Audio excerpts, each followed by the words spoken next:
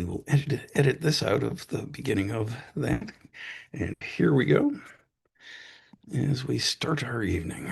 So that is a block of graphite. I have the actual block right here. Um, it's 2 by 6 inches. It weighs a little over 1.5 pounds. In the picture, we've got a quarter there to show scale, but this is it in my hand. How do you think it compares to the amount of carbon in a gallon of gasoline? Again, graphite's pure carbon. I couldn't afford a big enough chunk of diamond to make the comparison. So I'll ask right now, without a show of hands. Later, I'll be asking you to do some showing of hands. But is this a lot less than the amount of carbon in a gallon of gas? About the same, or is it a lot more? So we're going to start by planting that seed. And the word of the day for today is fire. Um, I don't think we talk about fire enough in climate change, and fire is at the root of modern climate change. Um, and Tonight's session, one name for it is on 2x4s, graphite, and gasoline. What I'd teach about climate change if I only had an hour. And as I said, I'm Don Haas. I'm the Director of Teacher Programming at PRI's Center for Climate Change Education. And you can email me there. Another title is maybe coming. Fear is Our Best Hope, Moving from Climate Anxiety to Climate Action. And that's my info again. I will be asking you to raise your hands here and there for a few questions. If you're not super familiar with Zoom, you can find the raise hand button at the bottom of the screen. There's a react thing. You click on that, and that pop-up menu will pop up, and then you can click on that to raise your hand. So we're going to start off with some hand raising right now. Do you know someone born in about 2010? Raise your hand if you know somebody who's approximately a 16-year-old, a 15 or 16-year-old, approximately a 10th grader. And we'll go through the raising of the hand pretty quickly. So you can, if you've raised your hand, you can lower your hand. And we will go on to another question. We'll do a few of these in a couple of points and raise those hands and lower those hands pretty quickly. Do you know someone born in the 2020s? That's a baby to a 6-year-old. So raise your hand if you know somebody who fits that description. I see a bunch of hands going up. And this is my grandmother, Nellie Brown Loomis, who was born, and you can lower your hands now. My grandmother, Nellie, was born in the 1890s and lived until the 1990s. She lived to be 97. This is my daughter, Nellie, who was named after her great grandmother, though they never overlapped in amongst the living. My daughter, Nellie, was born in 2004. And if my daughter, Nellie, lives as long as her great grandmother, Nellie, that means my daughter will see the year 2100. And I raise this issue because most of us know and love someone who will be alive in the year 2100. And usually when we hear climate predictions about the future, we hear about 2050 or 2100, and it feels very far away.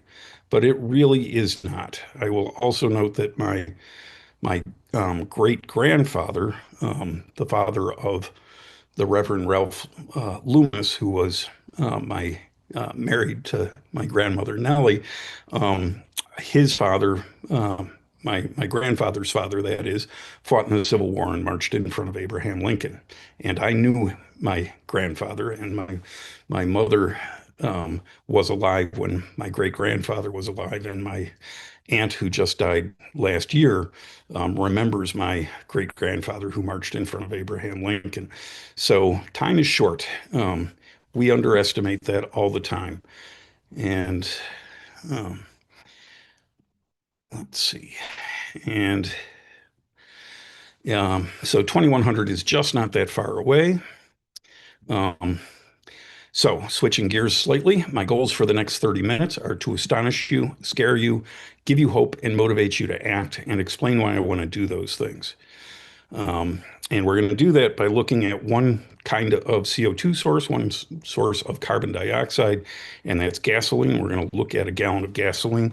And if we were live in person, I would pass around a gallon jug, three-quarters full of water, because gasoline has a density about three-quarters that of gasoline. Did I say that right? Water has a density about gasoline has a density about three-quarters that of water, and I don't want to pass around a jug of gasoline. That's to give you a sense of what a gallon of gasoline is like, and we're going to do a few things to help with that. So picture in your mind's eye holding that gallon in your hand and how much it weighs and things like that. So we burn in the US 376 million gallons of gas on the average day. That's more than a gallon per person per day. Those numbers are for 2023. It's actually down a little tiny bit since then, but I don't have the exact numbers. And that should make you say, wow, that's a whole lot of gasoline. And I'm going to throw around some big numbers, which are pretty important to understand. So we're going to have an interruption from talking about gasoline to talk about scale. And here, if we were in person, I would have a Post-it note with zero written on it, stuck up in one corner of the front wall of the room, and one with 1 trillion written on it on the opposite corner of the front wall. And I'd give you all sticky notes and ask you to treat your marker like a billion and put it where it belongs between 0 and 1 trillion. And since we're not in person, we're going to do that online. And there's the URL for that, which I should have copied over into the chat, but it's fairly simple, polev.com/Don Haas 505, or use that QR code to get you there, and that'll take you to a poll that has this graphic on it. And again, I'm asking you to put a billion where you think it goes between 0 and 1 trillion. So I know it'll take a minute to get you there, and I'm going to step out and go over to where we can see your responses coming in. And responses are coming in. I think maybe I could copy this.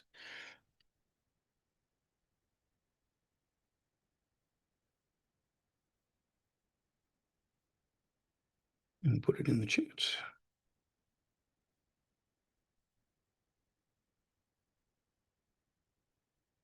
And that should take you there. I see some guesses on some of the earlier questions. And I'm going to give you just a few more seconds, and we'll watch those answers come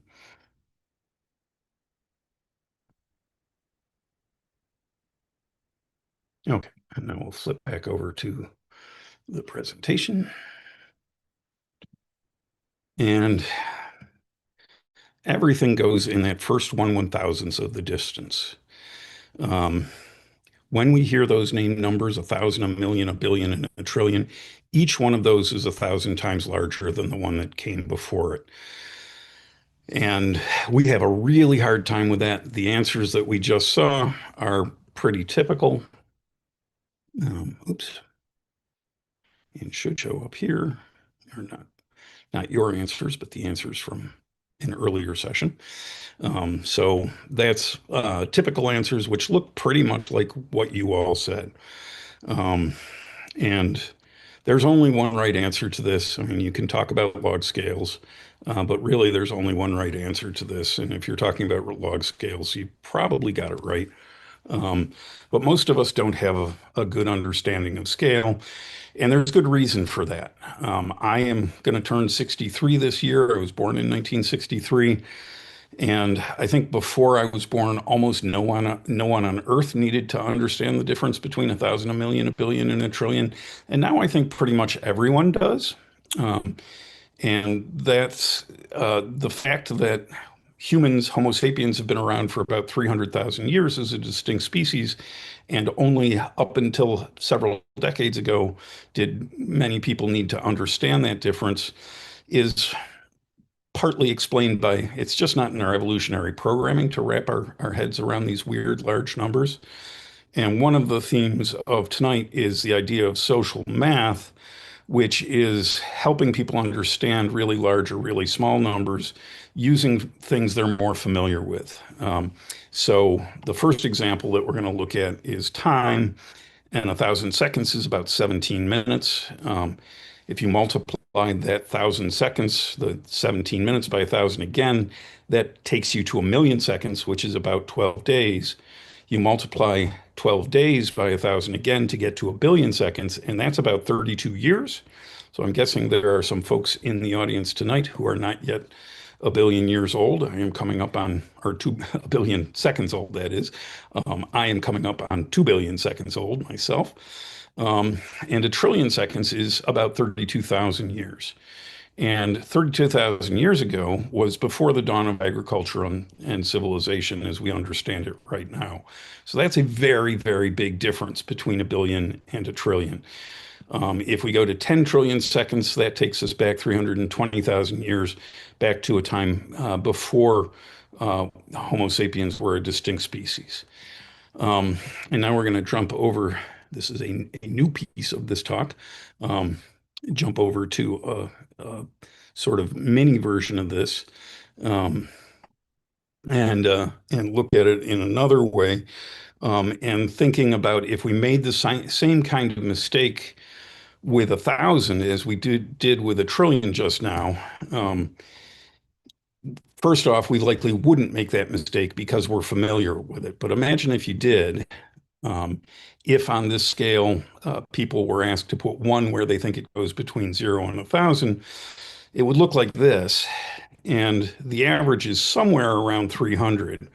And again, that's the same answers we saw before. So imagine not intuitively understanding the difference between $1 and $300, which I almost have here. I actually don't have quite that much on hand. Of course, we wouldn't make that mistake. But we make that mistake when we multiply it by 1,000 or by 1 million. And maybe that's more important for making the world operate the way it should. So when we scale it up to those bigger numbers, we get more confused about it. And you might not think that's a big deal, but of course, we use text and numbers, digits, to communicate about this kind of information. And for most of us, it's not sinking in. And that's important. If we had more time, I would open up some discussion, but I'll just share some questions to roll around in your head. I honestly think, deeply think, that the world would be a much better place if people better understood scale.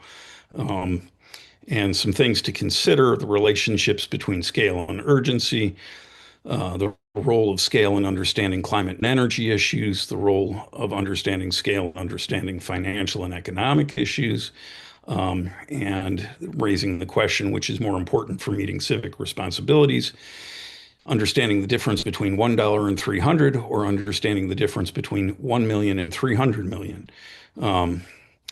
And I think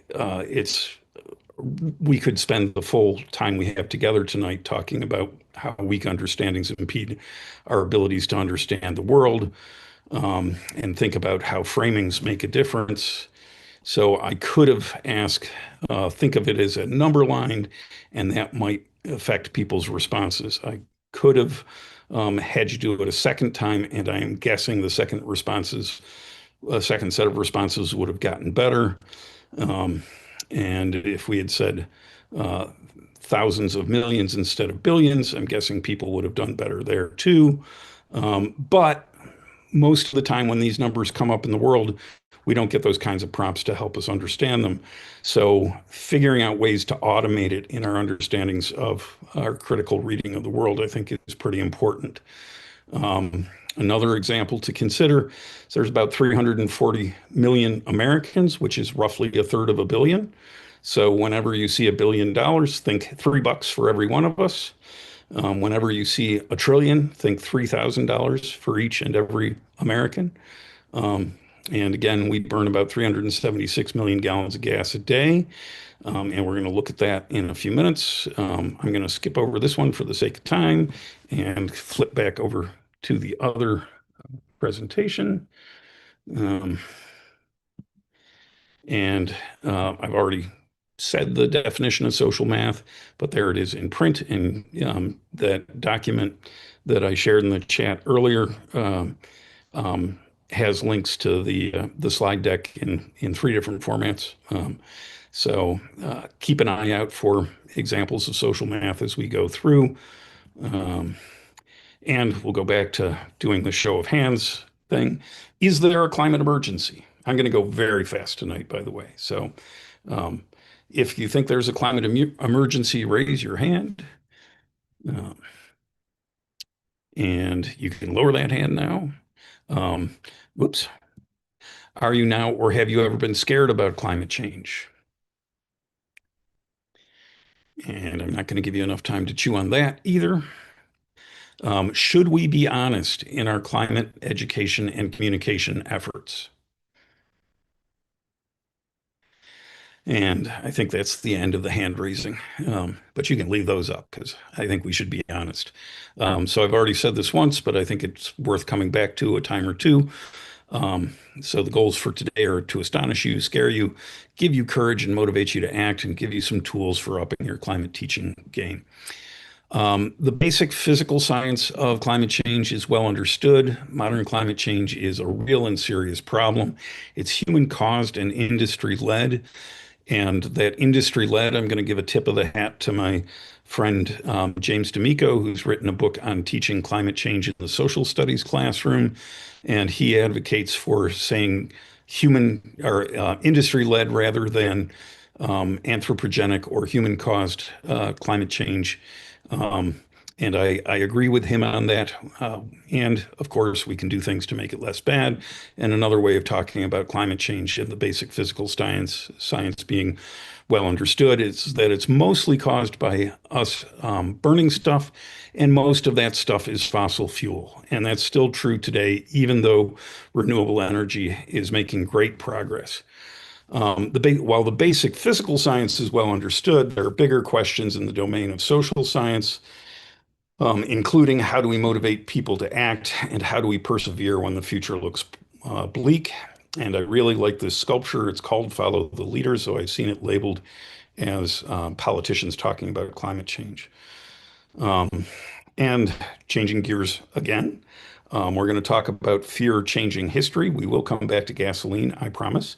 But we're going to talk about the role of fear in making the world a better place, which is kind of a weird thing to think about in this scary time. I think we need a good, honest scare. And a historical example of a good, honest scare was this made-for-TV movie the day after that aired in 1983. It remains the most watched TV movie in U.S. history, and it will probably hold on to that given the changes in our media ecosystem. But 62% of the TVs in the country tuned in to watch this. And we're going to watch a minute from the middle and a minute from the end. And hopefully I remembered to turn on the audio so that you get that. And let me actually pause before I start and say, did you hear that audio of a nuclear bomb exploding? Somebody give me, David Cornett, can you give me a thumbs up since I can see you? You did not. Okay, let me stop sharing and restart so that I click the right button.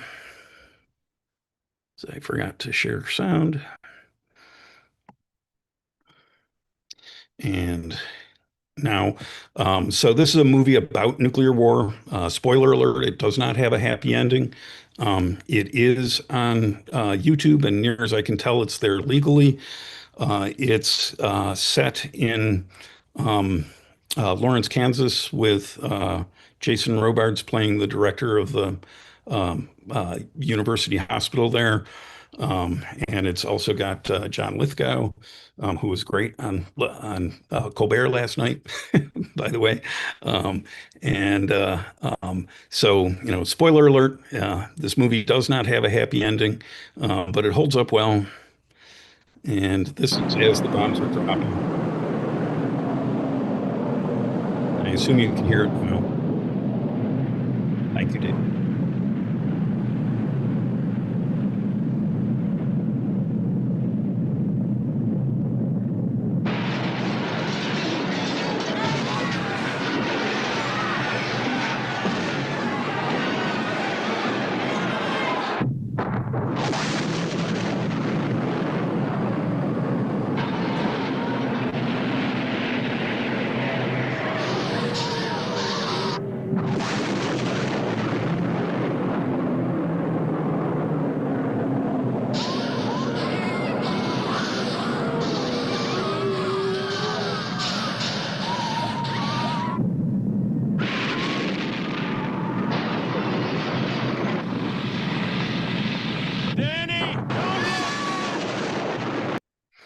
Okay, and with that cheery note, we'll fast forward ahead to the last minute of the movie, and we'll actually play it. So there's Jason Robards returning to his home after working in the medical center through, I don't know, a couple of days of hell on earth. And that's the remains of his home. And you'll hear John Lithgow's voice in 15 or 30 seconds or something, who played a physics professor and amateur radio hobbyist.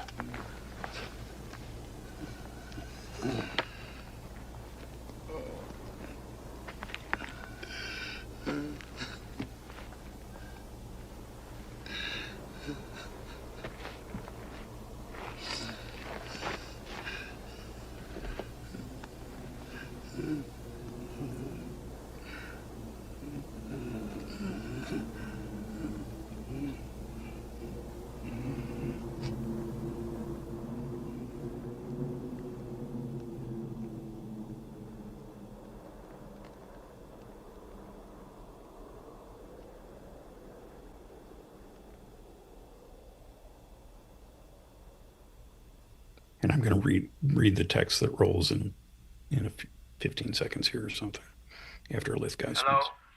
Is anybody there? Anybody at all? The catastrophic events you have just witnessed are, in all likelihood, less severe than the destruction that would actually occur in the event of a full nuclear strike against the United States. It is hoped that the images of this film will inspire the nations of this earth, their peoples and leaders to find the means to avert that fateful day. And then the credits start. So, flipping back to the presentation. So why am I showing you that? Well, because it made this guy, Ronald Reagan, write this in his diary, Columbus Day in the morning at Camp David.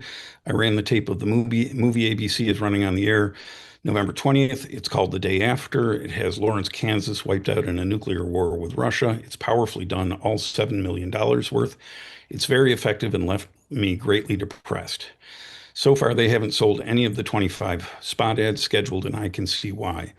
Whether it will be of help to the anti-nukes or not, I can't say. My own reaction was one of our having to do all we can to have a deterrent and to see there is never a nuclear war.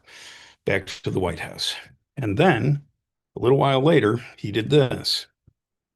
Here he is with General Secretary Gorbachev signing the INF Treaty, which was the first treaty to reduce the number of nuclear warheads in the world. And that's a pretty important point in history. There are a couple of books written about Reagan reversing himself on nuclear weapons. Up until the fall of 1983, he was building our nuclear stockpile. After the fall of 1983, he worked to decrease our nuclear stockpile. And the movie had something to do with it. I'm not saying it's the only cause, but America got a good honest scare and it made the world safer. I think we need another, and it's up to us to do it. And I'll note that the first time I gave this talk was at St. Bonaventure University for their St. Francis Week is the opening keynote for their St. Francis Week. So it's got a little bit of religion in it. So I asked the question, should we put the fear of God into people? And I'll answer it that it's not God we should be afraid of. We should put the fear of humankind into people and also put the care for humankind into people and the love for humankind. And here are some things that we have done because we were scared. We were scared of what would happen if we didn't do these things. We joined the Second World War. We passed the Civil Rights Act. We passed the Clean Water Act. We passed the Clean Air Act. We established the EPA. We established the Montreal Protocols. We banned smoking in public places, and so very, very much more. And we did those things because we were scared of what would happen if we didn't. And I think we need to value scaring more than we do. Of course, It is not my intention to leave you just scared, and it shouldn't be your motivation for your students to leave them just scared either. But scaring matters, and the science of climate change is scary. And if we're honest in our efforts, we're going to scare people.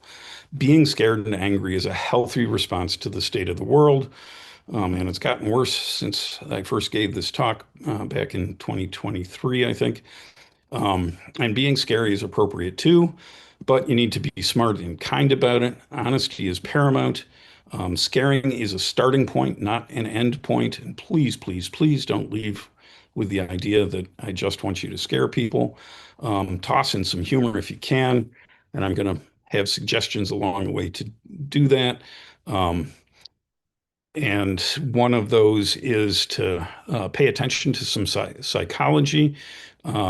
This is psychological work on negative emotions, sort of generally.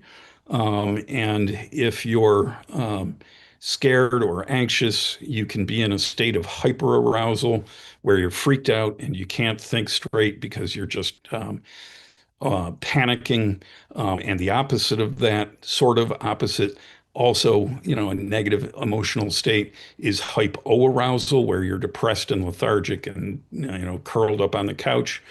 And we want to be between those states of hyperarousal and hypoarousal in what Siegel called the window of tolerance, where we can use what we're scared of to motivate us, but not to cripple us, so that you can access both reason and emotion and stay mentally engaged. And I'll note that reading this stuff has helped my own mental health. So it's been helpful for me. Hopefully, it'll be helpful for others too.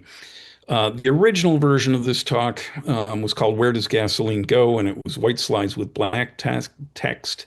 And this is sort of the teacher's edition of that, where I've inserted some strategy slides that are black slides with white text. So I'll stop and talk about strategies for doing what I'm doing some of the time along the way. And I'll note too that I do that often with any audience, including with fairly young people. But it's expanded here. Um, Part of the title of this is If I Only Had One Lesson, and of course, one lesson isn't enough. But it's a foot in the door. It's the way to start. And there's actually research on the foot in the door technique to get you moving on towards larger changes. And it's worth noting that italics used sparingly can help to convey urgency. So one lesson definitely isn't enough. The stuff we're going to talk about tonight, the stuff we are talking about tonight, hopefully are true, important, and sticky. Otherwise, what's the point? A little bit of education ease, particularly used in science education, is the idea of an anchor phenomenon. And my anchor phenomenon for tonight is what happens to a gallon of gas after it's put in your gas tank. And there's a link to a good description from within the slides there. And again, you've got the link to the slides. Some starting assumptions, although we're already 20 some minutes in. Most Americans are concerned about climate change, and many, if not most, know it's real, it's us, it's a serious problem, and we can do things to make it less bad. But very importantly, most Americans don't know that most Americans feel this way. And that's really a pretty big deal. It's kind of a cousin of peer pressure, but it's a lot easier to talk about climate change if you go in understanding that most people are actually concerned about it and know some of the basics, but mostly don't have a very good handle on what to do about it. So that's social proof is helpful, and it's kind of an academic way of saying peer pressure. Um, and Another starting assumption is that scientific accuracy and claims based solidly upon science evidence are essential, but not sufficient to build durable understandings or to change the minds of those who dismiss the scientific consensus. And if you don't believe that, then looking at the state of the world should change your mind, because there are so many people out there who believe things that are obviously false, that have plenty of scientific accuracy to back them up, and that does not change their minds. Good explanations are important, but they are not enough. Coherent storytelling helps. So hopefully we're going to tell a coherent story of what happens with gasoline. Um, a few years ago, I used to say the most important thing that we can do about climate change is talk about it. That's still very important and not happening nearly enough. But I think the most important thing that we can do now is do something about it and do something where you're thinking about what you're doing and talk about that something that you're doing. And I'll also, again, say we should talk more about fire in our climate education efforts. Wherever we can replace fire in the energy system, that will almost certainly reduce emissions. And I can go on about that at some length too. But most people are familiar with fire, not so much with greenhouse gases or carbon dioxide. So talk about stuff that people understand. Um, Another piece of this puzzle of is that climate change is hugely interdisciplinary and can only be deeply understood from a systems perspective. And I will note, I should have said this at the very beginning, that earlier today, the New York State Board of Regents approved climate change education as a regulation, a new regulation that requires that climate change education will be taught across the grade span. And hooray, that is a big victory. It took a long time, and there are some people on the call who have helped make that happen um, through partly through the Climate and Resilience Education Task Force, and I can share info about that later when we get to discussion time. But on the interdisciplinary front, the new regulation in New York State allows for interdisciplinarity. We wished that it was more explicit in requiring it, um, but schools, especially in grades 6 to 16, are really historically pretty horrible about interdisciplinarity and nurturing systems thinking. So we've got to work on that. And there's some resources for interdisciplinary teaching there. And some other starting assumptions will come up as we go. I will also note that I am almost certainly trying to do too much in my allotted time and not modeling best practice for the classroom. However, I will note that best practice for a one-shot deal is different than best practice for a situation where you're seeing students every day for 180 days or for a semester or whatever. And now back to gasoline. So there we are again with our gallon of gas, and we burn 376 million gallons a day, and that's more than a person per day or a gallon per person per day. And we already said a gallon of gas weighs a little over 6 pounds. So that means that if you use 10 gallons of gas a week, that 60 pounds somehow disappears from your gas tank. And that's what we want to talk about in terms of the science, much of the science we're going to talk about today. Some middle school science, we know that matter can neither be created nor destroyed, only changed in form. And in order to understand what happens to gasoline, we have to know what it is. And it's a complex mixture of hydrocarbons, which are chemical compounds made of hydrogen and carbon. That's the most simple definition of hydrocarbon. Um, and on average, its chemical formula is something like CH18. That's octane, the biggest piece of what's in gasoline. But gasoline's actual composition varies seasonally and varies by what well it came out of and whether it's got ethanol in it and so on. But it is mostly octane. And what do you get when you burn octane? If we were in person, I'd ask somebody to shout it out, but we will go. I will spill the beans. We get carbon dioxide and water and energy, of course, and we're going to animate that. And I will note that for the animations, I use Apple Keynote because I think it's uh, easier to make animations in Apple Keynote than in PowerPoint. So we've got sort of cheated chemical equation across the top, or chemical formula, I mean. And I say that I cheated because I cut things, I've got a half of a molecule in there with 12 and a half O2, and that's not proper notation. But the screen would be too busy if I had them all. So we're going to give our one octane molecule and 12 and a half oxygen molecules, and there's our oxygen molecules or oxygen diatoms, and there's our octane molecule. And we're going to give that a spark, and things recombine. So we now have 8 carbon dioxide molecules and 9 water molecules. And when there are carbon dioxide molecules, there are water molecules. And when we look at those 8 carbon dioxide molecules that ended up as products in our um, uh, chemical reaction, we can see they weigh a bunch more than the octane molecule we started with. And you can get into the molecular weights if you want to do that. And that's not magic, it's chemistry. It's because the carbon in the gasoline combined with oxygen in the atmosphere to make the carbon dioxide. And that makes it so that the carbon dioxide weighs more than the gasoline we started with. And again, not magic, it's chemistry. Those carbon in the gasoline combined with oxygen in the air to make the carbon dioxide. So burning a 6 pound gallon of gasoline yields 19 pounds of carbon dioxide. And that should make you say, wow. Um, and that's an example of surprise. And surprise is fundamental to belief change. And I think as educators, we can and should engineer surprise. Um, and that generally indicates danger or opportunity or both. And I think in the case of climate change, many of the surprises that we talk about indicate both danger and opportunity. And there's a nice book about surprise. And you can think of, and maybe I'll ask you to put in some people to throw some things in the chat that they learned by surprise, and I'll pause for a moment and let you, oops, did not mean to do that. Did they do that? um, oh, that went to the link that's coming up here. There's an interview with the author that you can find there.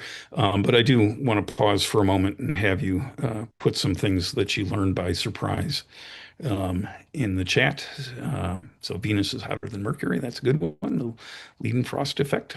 I know that name, but I don't remember what it means. But hello, Roberta. Haven't seen you in a while. Um, want to throw in another one or two there, or not? Uh, for the sake of time, I will just trek on. There was one more that just popped in as I clicked it away. Um, Measuring things changes them. There's a physics major in the crowd. Um, there are lots of interesting things that we learn by surprise, and I think thinking about how to engineer surprise is a very good thing for educators to do. So back to our regularly scheduled program, and our 19 pounds of CO2 from our 6 pound gallon of gas. It's a gallon of gas is pretty easy to picture. Doesn't seem weird to think that it weighs about 6 pounds, but 19 pounds of an invisible gas like carbon dioxide is a bit harder to understand, at least a bit. Um, and so we're going to use another bit of sort of social math here. And we're going to use balloons. If we were live in person, everybody would get one. And we're going to think about how many gallon-sized balloons it would take to hold 19 pounds of carbon dioxide. So if you've got one handy, grab a balloon. If not, use your imagination and hold it in your mind's eye if you don't actually have one, and think about how much it weighs empty, and then fill it up to about a gallon size.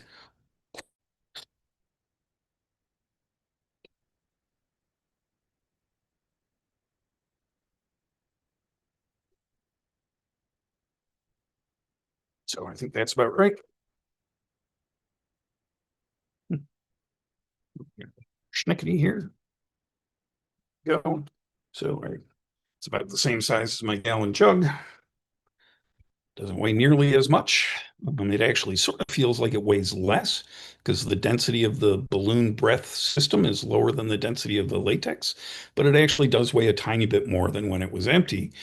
Um, so thinking about some things that weigh about 19 pounds, and again, we can put some ideas on that in the chat.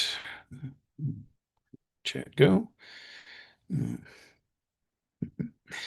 Uh,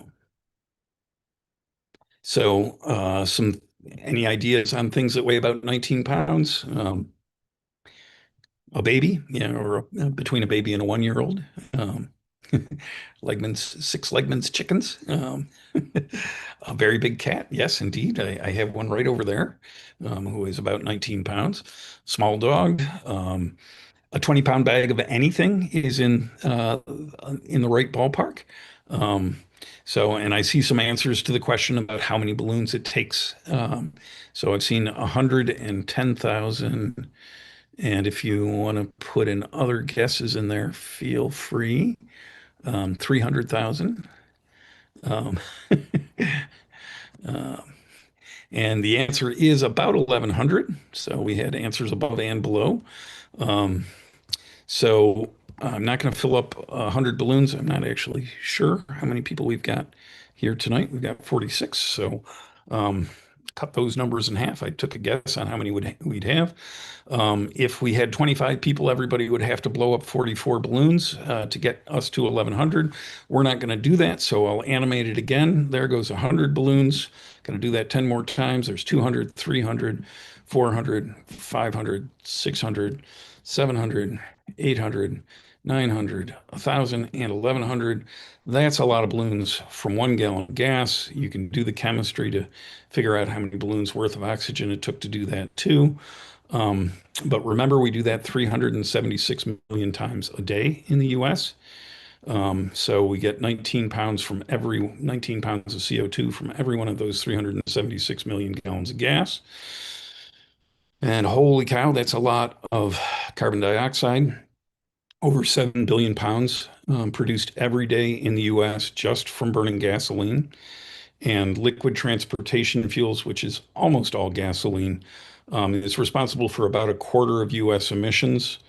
And US emissions are about 13% of global emissions.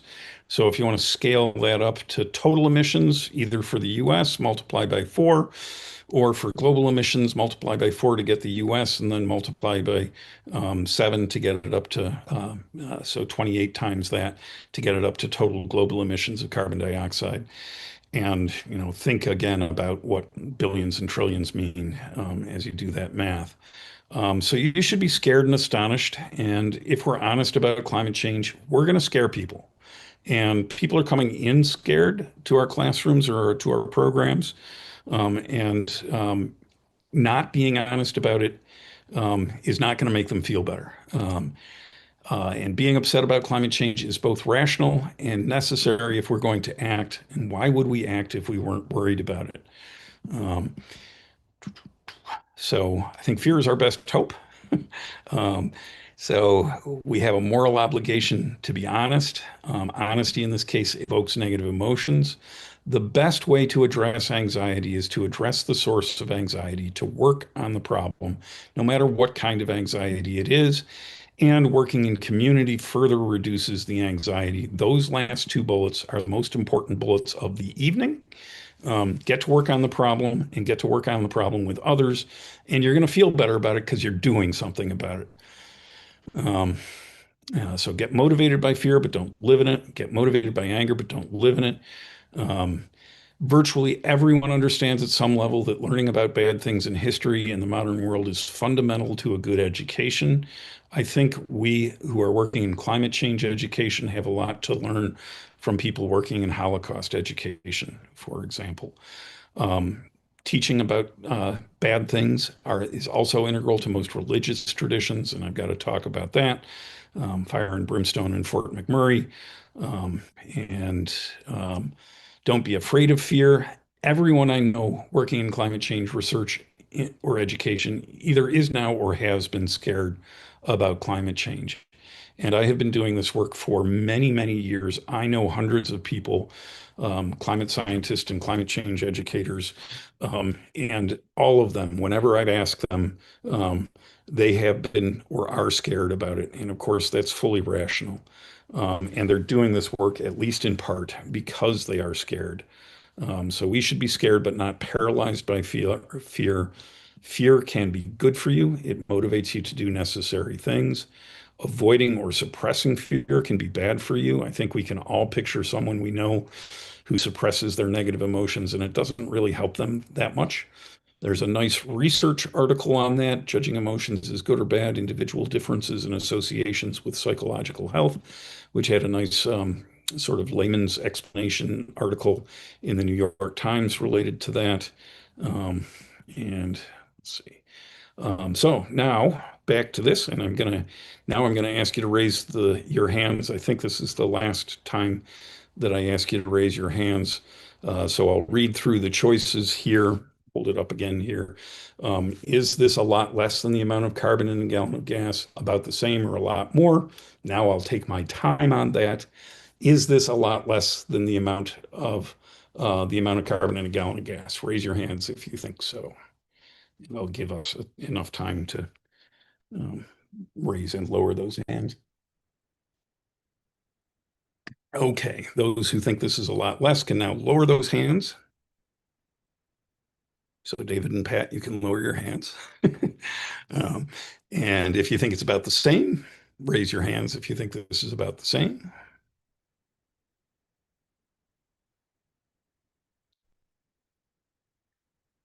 And those folks can lower their hands. And if you think it's a lot more, you can raise your hands there. So we're getting at least some of every answer, and you can go ahead and lower those hands now. Um, Here's what it looks like. So a gallon of gas is about 87% carbon by weight. So this is not enough. How about now? How about twice as much? Is that enough? And again, this would be easier if we were live in person. I'd hear more from you. Is this enough? This is how much carbon comes out of your tailpipe for every gallon of gas. Of course, it doesn't look anything like this because it's in carbon dioxide, so it's in an invisible gas. But a gallon of gas, it has about 5.5 pounds of the 6 pounds of that gallon of gas is carbon. Um, and that should make you say, wow.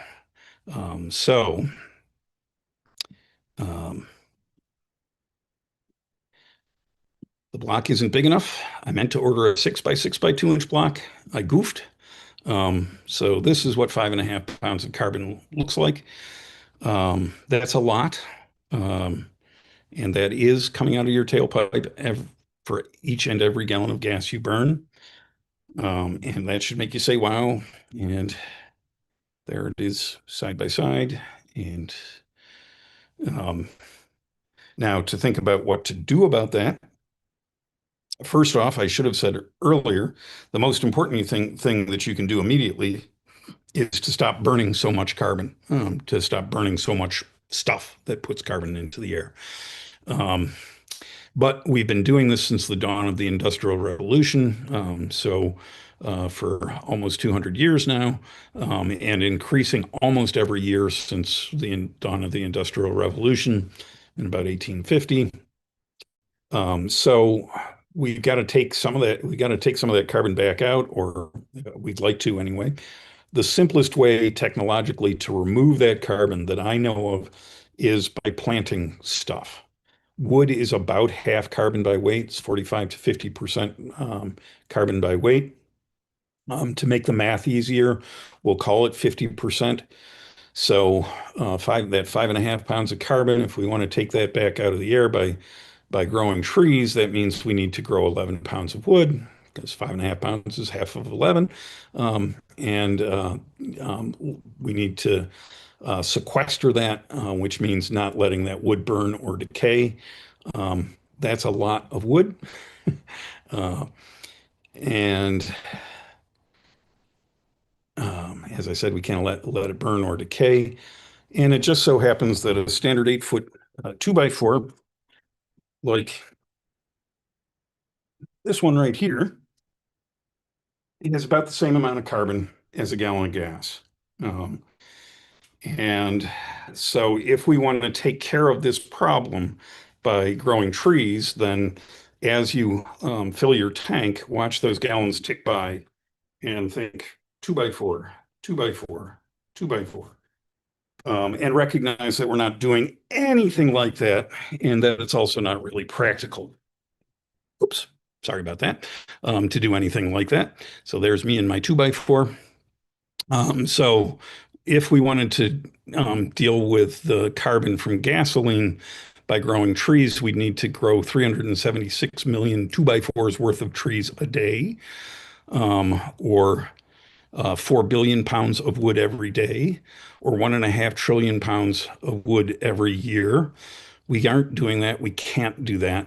Um, and in fact, we would have to about double our forest cover in the US for 1 year's worth of emissions from burning trees. So we got to come up with other ways of approaching that.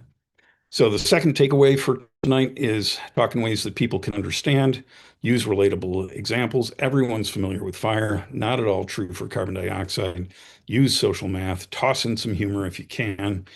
And now switching gears a little bit again, looking at one of my favorite graphs. This is US gasoline consumption over time by month from January of 1945 to December of 2025. I just updated this today with the most recent data available. And I think we'll actually pause and uh, maybe have a little bit of discussion and think about how this graph is relevant to different disciplines and or just what's interesting about this graph. And if anyone wants to raise a hand now to, you know, share some thoughts about what you're seeing here, then we can do that. And I'll pause and take a sip of my water to let you do that.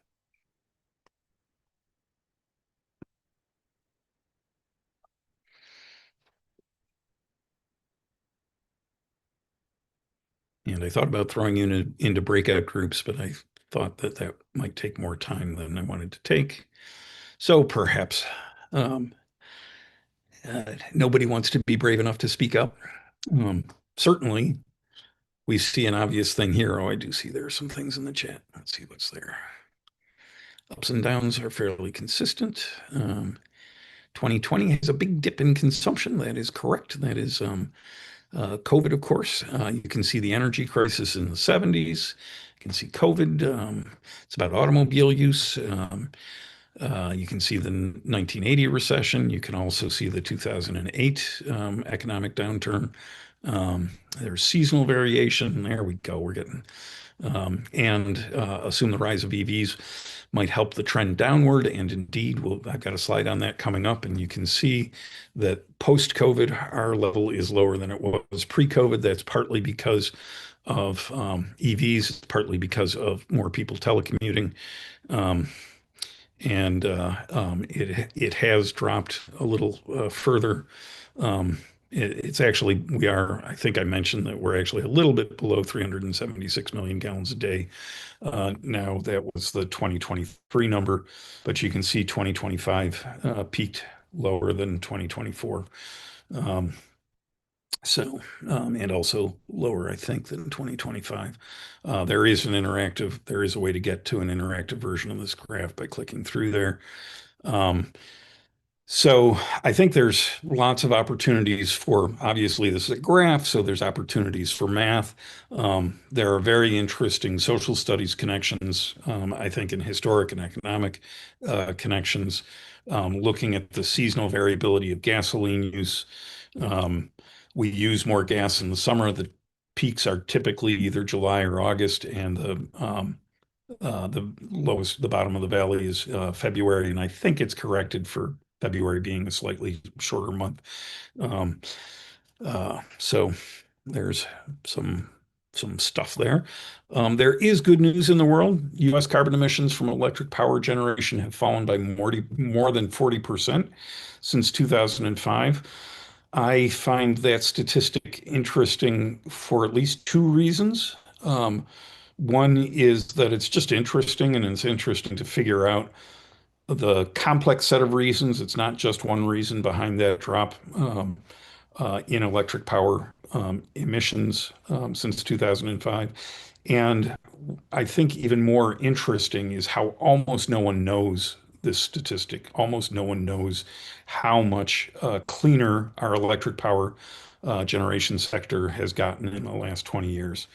And I think that's partly because we're not interested in good news as we are in bad news. And it's also partly because it was slow good news as opposed to fast news. And slow news is kind of harder to follow. Um, the biggest piece of the explanation is, or the simplest way to put the reason behind that is that we replaced coal power with something else. Most of that something else was natural gas, which per kilowatt hour has about half the emissions of coal. But we've also replaced an awful lot of it with wind and solar, which have, once they're installed, have no emissions. And I'll note that the price of a barrel of crude oil has gone up a lot in the last 10 days. The price of sunshine and wind has remained the same at zero. So another reason is the 10% of the, or another piece of good news rather, is the 10% of the cars sold in the US and 22% of those sold globally in 2024 were EVs. It looks like we have reached the peak of internal combustion engines, hopefully. But I'll also note that um, for one thing, this includes both EVs and hybrids in the blue bands. But I'll also note that we need to think more about making a transportation system more efficient than cars than making more efficient cars, although making more efficient cars is important too, of course. And I have an EV in my garage sitting about 30 feet behind me or something like that. Um, but we need to temper good news with reality. So share the good news, but with caution. For one reason, good news can reduce motivation for action. And I think the reasons for that are pretty obvious. Um, if you think the problem is fixed, then you don't have to work on it or worry about it. But here's some more good news. CO2 emissions from combustion in advanced economies have fallen to the level that they were at in, let's see, I've got you all in my way, um, where they were in the 1980s. Um, and That's good news. Energy supply from coal in advanced economies has fallen to where they were in the 1930s. And I think that's actually kind of amazing news. And I didn't add a slide about this. It's pretty new news. It looks like Chinese emissions have plateaued in the last 20 months. Or 18 months or so. They have not increased. And one of my favorite new statistics is that the cheapest energy in the history of humanity are the solar panels being made in China today. And that's just going to change the world in profound ways and is encouraging. So there is good news out there, and I don't want to think that there's not, but this is the total increase in CO2 emissions globally over time. And you can see that while COVID brought us down a little bit, globally we're back up above where we were pre-COVID. So that's important. We don't have time for that, so I'll just skip that. So takeaway number three is to take action and talk about it in productive ways. Whatever you're doing to help now, step it up and share it. Remember that people do actually change their minds. Um, that's another one of my pet peeves is that thinking that people don't change their minds. They do, and gay marriage is a great example of that. Um, Drawdown.org has actions you can take ranked by their level of impact. So go there and pick one and do it, and get together with your neighbors to influence larger organizations than just your household, and talk about it in ways that both spread the word and action and give you feedback on how big a difference it makes, and ramp it up as you learn. And we're almost done. My favorite attributes of this talk is that uh, things are not exactly undeniable, but pretty close. It's hard to deny that a gallon of gas weighs about 6 pounds and has about 5.5 pounds of carbon in it. It's hard to deny that we burn 376 million gallons a day. of gasoline a day, that is. It's hard to deny that most Americans don't have an intuitive sense of scale. And it's hard to deny that being scared or angry is motivating in the proper context. Of course, some people will deny it anyway. Some of the times you can hold up their arguments to scrutiny and allow them to discredit themselves. And the big takeaway is that it's urgent. Let's get busy. And just a couple more quick slides, and then we'll open it up for discussion. Hopefully, today's key ideas are true, important, and sticky. Otherwise, what's the point? Dishonesty is not okay, even if the motive is to protect. That doesn't work in the long term. And it also tends to be transparent. Um, you should always be able to answer the question, why do we have to learn this? And hopefully the understandings will stick around far beyond the lesson. Um, so yes, what we've been talking about is scary, but it highlights the opportunities to do invigorating work on the greatest challenges we face. And I think that's pretty exciting. And there are really interesting and great things happening. So what are you going to do to make it less scary? Choose an action, talk to someone about it. And the talking should, again, spread the word and help you understand how effective what you're doing really is. And this nice quote from Rosa Parks. I have learned over the years that when one's mind is made up, this diminishes fear. Knowing what must be done does away with fear. It's a complicated, it looks pretty simple on its face, but it's a little complicated because sometimes people know things that aren't true, and that still does away with their fear. But the four key takeaways here are that being scared and angry is a healthy response to the state of the world. Um, you should talk in ways that people can understand. Take action and talk about it in productive ways. And it's urgent. Let's get busy. And there is the QR code that takes you to the resources related to this. And let me actually quickly flip over there. And um, didn't used to have this weird stuff along the way. Make that a little bigger. And so there's a description of the talk followed by resources, including the slides, the materials list, and where you can get a block of carbon like that. Um, the text on my 2x4, my climate stripes tie, which I don't know how well you can see, I got on Etsy.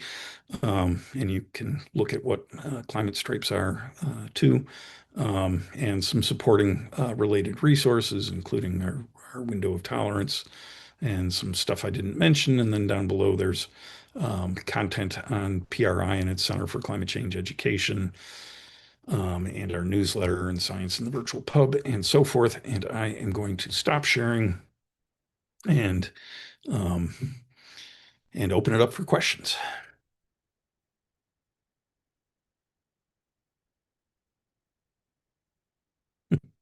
Yes, you can't burn solar and wind fields to create toxic hellscapes, so that's a plus. It also doesn't have to go through the Straits of Hormuz.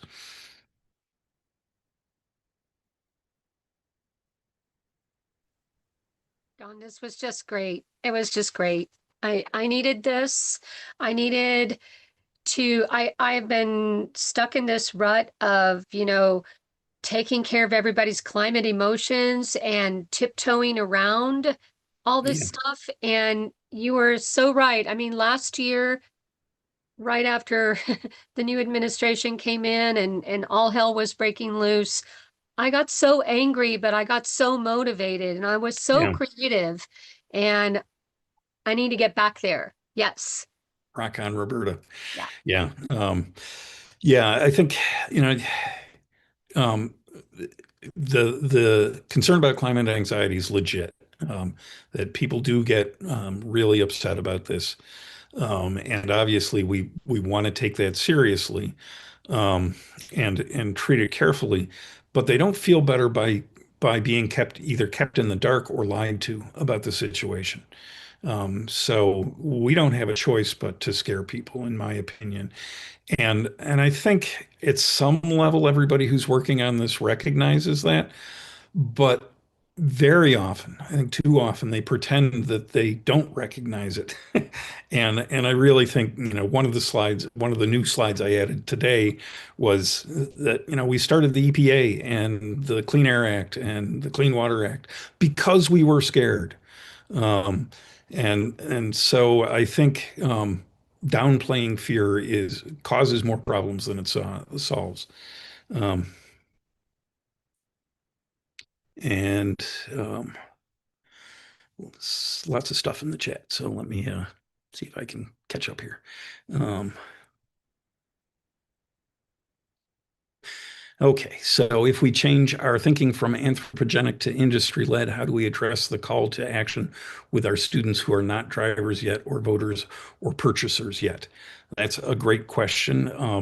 And Civic action is great, and getting students involved in uh, um, going to town board meetings, for example, to encourage stuff like getting solar panels put on the roofs of your municipal garage and things like that, and making sure that wind placement of wind farms and such is not arduous and more arduous than it needs to be. You can't put a windmill in a suburban neighborhood. You can't put a big windmill in a suburban neighborhood. But windmills are a pretty good thing. So students can advocate for things. There's also an interesting study that showed that students, particularly uh, kids, particularly daughters, can be effective in helping their parents and grandparents understand issues about climate change. And as the father of two daughters, I understand how daughters can be persuasive. And if you want that reference, I can pull it up. You can email me, and I can send it along. So there's a wide range of ways I think that students can be involved uh, in in doing work that improves the world. And one example of stuff that we've been directly involved with is the climate change education regulation that passed in New York State by the Board of Regents today. Was students were very instrumental in making that happen. And if Emily Fano, who's on the call, wants to chime in and speak about that, she can feel free to unmute herself and say a few words. Do you want to say something about that, Emily? Oh, just that it happened. And we're pretty excited, but there's a lot of work that will need to happen to, implement it, and it's still an unfunded mandate. So you know how those things are. Not very successful if they're not funded. You can't train teachers without money. So yeah, I think it's a great day to celebrate, but we also have to temper that with some realism. So I put our press release in the chat. We got some nice quotes, including from the Commissioner of Education. So, that was all very nice and everything, but you put your money where your mouth is. I guess I'll believe it when I see it, and with the implementation. But yeah, And everyone who can contribute, right. Can you say just a few ideas. words about how the students helped Oh, make yeah, this happen? sure. Well, our students really spearheaded this initiative years ago by we encouraged them to write to all 17 members of the Board of Regents, as well as to key policymakers at the state ed department. And basically complaining about their lack of education, their lack of climate education. And initially, the state ed department wrote them back saying things were just fine and that the climate was in the standards, and Yeah. pointing to some very archaic examples in social studies, like from Love Canal and 3 Mile Island, which really didn't have anything to do with climate, as well as, just the science exams it was in there, and to some degree it is, but our students' experience was that they did not receive it, and I think that also depends on what courses you take, because I think earth science, AP environmental science is only taken by like 3% of students across the country, and then some schools, public schools, don't even offer that, and some teachers don't know how to teach it, and so then the kids don't get it. So it really is just very uneven and inequitable across the state and across different schools. And that was our students' experience. And these were smart kids. They went to good schools, good public schools. And so they really didn't let up, and they insisted and persisted. They asked for meetings with the state ed department. One of our students actually got invited to serve on an advisory committee as a student representative, which didn't really go anywhere, but was kind of like a gesture to say, we want a youth representative on our blue ribbon, commission for graduation requirements. So she sat on that, I think, once, and nothing really came of it. But the Board of Regents that they communicated with were definitely touched. And Yep. we had a big meeting in 2023 with several members of the Board of Regents, governor's education secretary, and schools from across the state. And that really stayed with Roger Catania, who is a regent from Lake Placid. And he really, I think, and a couple of other regents really pushed for this. And so we brought students up to Albany to lobby for bills that we had written with senators, and we sent budget requests to the governor asking her to fund this. We had 3,500 postcards sent to the governor by like over 45 schools across the state. We had petitions from educators from across the state, hundreds of petitions signed by educators. So it's been a multi-pronged process over many Yeah. years, and yeah, it finally Yeah, the finally students paid off. talking to legislators was really, really powerful. And I think if you can get your students or your children, if you're a parent, to talk to decision makers, you'll be surprised by how much of a difference it can make, I think. So that's one example, and there are other kinds of examples of engaging in various kinds of climate projects, like planting dune grass to protect shorelines, and dealing with cheatgrass in the Colorado Rockies that is invasive, that is a problem for wildfires. And there's a long list of things. So David asks, how do you address the attitude that someone else will fix it? Well, I think if you can actually help your students understand scale, then they will hopefully understand that everyone needs to be involved, or as many people as can be involved, is what we need to actually turn the tide on things. So, and that's sort of a kind of generic answer. And David, I appreciate that you're using the 2x4 in your instruction. And if folks are doing that, I'd love them to send me a picture of you with your 2x4. And thanks, Glenn. And Sarah says, my students are wrestling with the ideas of scale. They are concerned about what they hear about the impact of wind farms on sensitive marine or desert areas, kind of because the fossil fuel industry is feeding that worry very much, I would say, because the fossil fuel industry is feeding that worry, and struggling to help them see the scale of difference between those impacts and the amount of carbon launching into the atmosphere from fossil fuels. So I really appreciate the scale point. Thank you. And I think, there are I've seen lots of arguments about the carbon footprint of making an EV versus a internal combustion engine. And it is true that the environmental impact of building an electric vehicle is greater than a comparable internal combustion engine vehicle. But every time you drive that internal combustion vehicle, you need to take oil out of the ground, and you end up putting carbon into the air. So it does not take very long under typical use for the environmental impact of an EV to fall below that of an internal combustion engine. And if you don't get scale, it's really hard to get that. And if you don't understand that you're taking it out of the ground once versus taking it out of the ground every time you use the vehicle, and again, of course, this is complicated by where you get your electricity from. I will note that upstate New York has the lowest carbon grid in the country. And I can point to if you just Google EPA power profiler, you'll find the emissions info on all the regional grids in the country. But even where uh, where the grid is not that clean, it is getting cleaner as time moves on, which does not happen with an internal combustion vehicle. They get dirtier as they get older.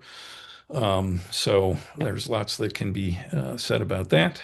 Um, and Kathy, good to see you, Kathy.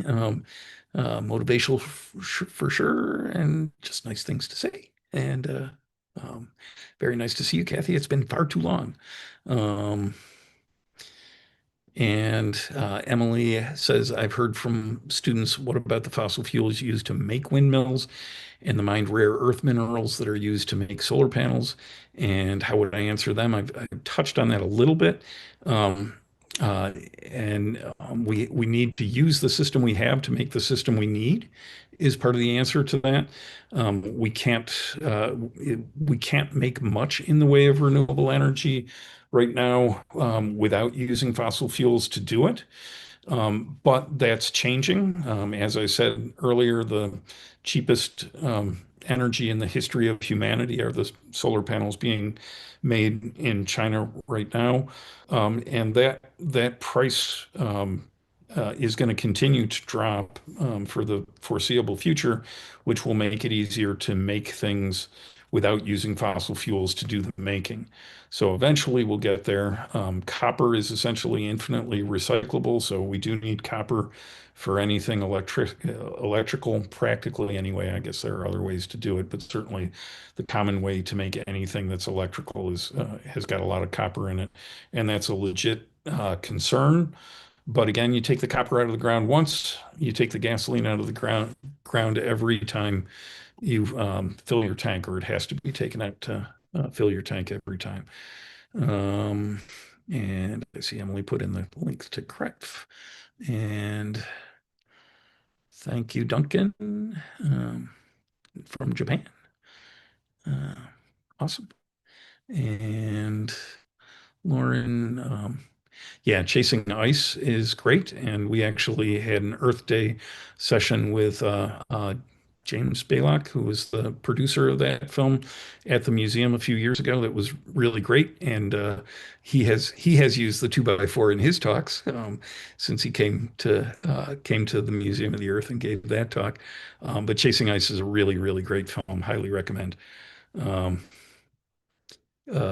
and Citizens Climate Lobby has a great youth group, and there's some resources on that. And one thing is they have is a school electrification challenge. That's cool, as well as lobbying. Good stuff. So resources there in the chat. And um, and I'm glad the refresh was helpful, Aaron. Um, and I will echo Dave's thanks for Emily. Really great work. And comparison of EV versus ICE vehicles. And David put in the link for Worldwide Climate Ed, which this is tonight's session is a part of. And do you want to say a couple words, David? Sure, thanks. I know people have been on for a while, so I'll be quick. This is by our great proclamation from the Solve Climate by 2030 project at Bard College, Worldwide Climate and Justice Education Month. We have, I think, around 300 now classes and events that are registered around the world to be taking place this month or early into April. And we encourage you as climate change educators to register what you're doing and get on the map and get credit and show how large this movement is, and then also to take a look at our website because we have a lot of great webinars and virtual activities going on. And Don did triple duty last week and presented 3 times in the space of about 18 hours at our webinars last week. So thank you again for that. Okay, and it is 8:25. I think I scheduled us for 90 minutes, so I fit it in there. And again, the resources you can find at this link. Oops.